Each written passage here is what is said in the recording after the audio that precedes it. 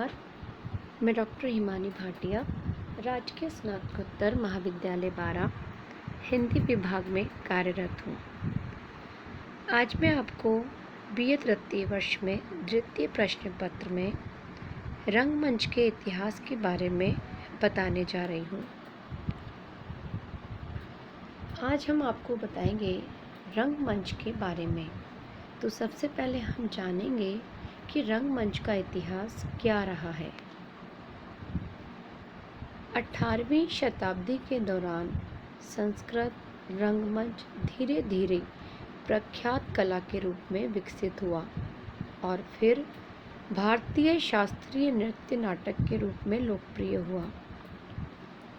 संस्कृत में साहित्य की शुरुआत वैदिक युग से हुई और भारतीय रंगमंच का समृद्ध इतिहास इस तथ्य को मानता है कि संस्कृत नाटक भारतीय रंगमंच का पहला मान्यता प्राप्त प्रतिनिधित्व था।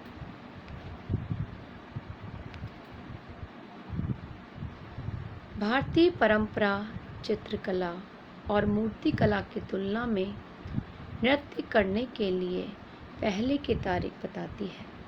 इतिहासकारों का मानना है कि आदमी ने बहुत पहले नृत्य सीख लिया होगा और सिनेमा के युग में कदम रखा होगा।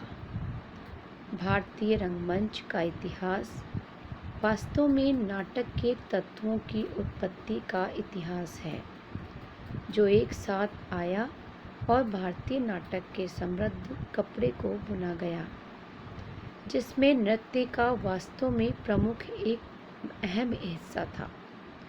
नृत्य भारतीय रंगमंच की प्रधान इकाई को प्रागैतिहासिक चित्रदुर्गों में चित्रित किया गया है, जिसे पूरे देश में चित्रित किया गया है।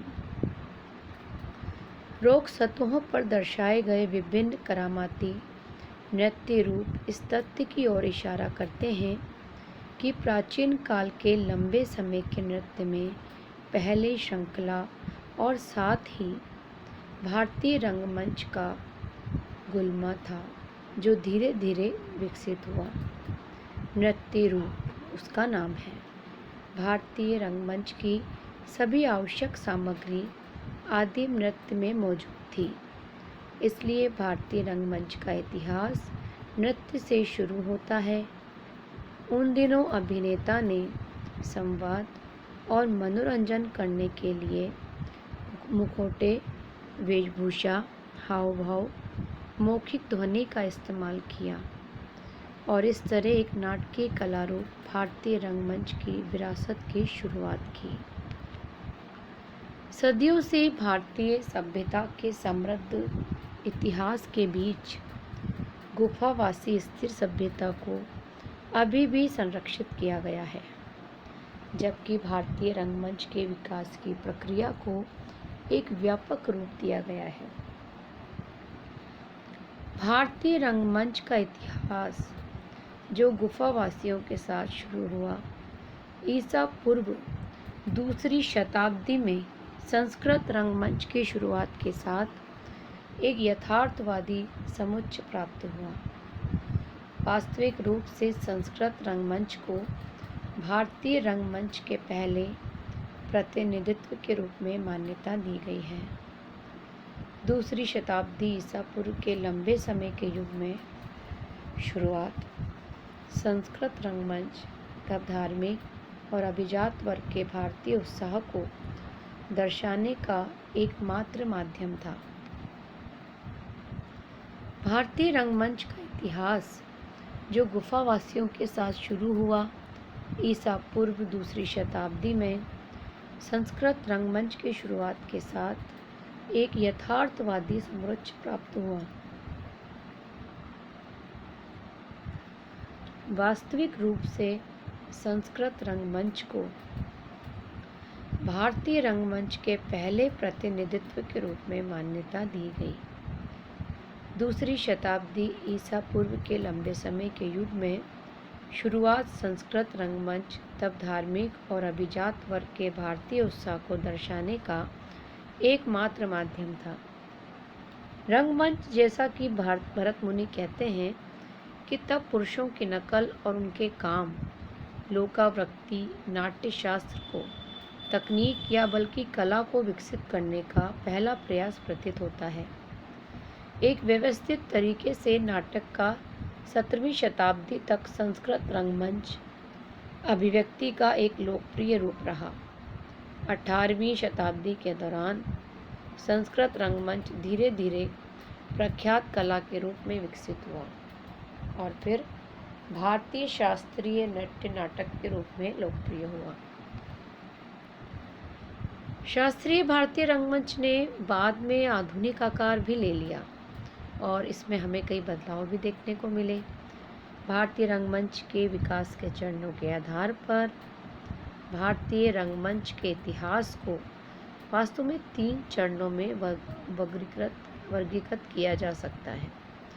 प्राचीन भारत में रंगमंच, मध्यकालीन भारत में रंगमंच और आधुनिक भारतीय रंगमंच। प्राचीन भारत में रंगमंच ने सुदूर अतीत से भारतीय परंपरा, संस्कृति, कलात्मकता और रचनात्मकता के सभी संवर्धन में एक अहम भूमिका निभाई। प्राचीन भारत में रंगमंच की उत्पत्ति वैदिक आर्यों के धार्मिक कर्मकांड के परिणाम स्वरूप हुई। प्राचीन भारतीय परंपरा के अनुसार भारतीय रंगमंच एक जीवंत आकार की कला थी। व्यवहारिक रूप से इसके दायरे से बाहर कुछ भी नहीं था। हम देखें तो प्राचीन भारत में भी रंगमंच सिर्फ एक कलाकार नहीं था, यह उनकी कलाकारी नहीं थी, बल्कि त्रिविधो शिल्पम नृत्यम गीतम वदितम च, नृत्य, संगीत, वाद्ययंत्र, बजाना का एक व्यवस्थित प्रतिनिधित्व था। संस्कृत में साहित्य की शुरुआत वैदिक युग से हुई और भारतीय रंगमंच का समृद्ध इतिहास इस तथ्य को मानता है कि संस्कृत नाटक भारतीय रंगमंच का पहला मान्यता प्राप्त प्रतिनिधित्व था। प्राचीन भारत में लागू कला के रूप में, शास्त्रीय प्रतिनिधित्व के रूप में नाटकों को बनाते समय दैनिक घटनाओं, अनुष्ठानों, परंपरा, नृत्य और संगीत के उदाहरणों ने संस्कृत नाटकों को चित्रित किया। हालांकि वास्तव में बहुत अधिक कच्चे तरीके से संस्कृत रंगमंच की उत्पत्ति भारत में लगभग 3500 साल पहले हुई थी। फिर भी समय के साथ इसकी कलात्मक महिमा कभी फीकी नहीं पड़ी।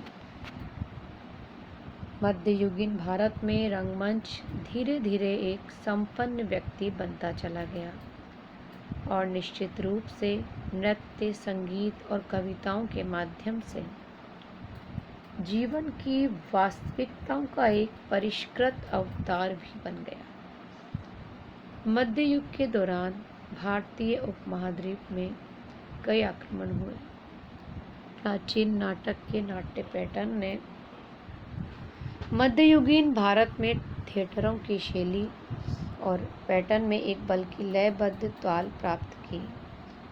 16वीं और 16वीं शताब्दी के मध्य में लोक नाट्य की शुरुआत ने मध्ययुगीन काल के दौरान भारतीय रंगमंच को फिर से एक नया संस्कार दिया।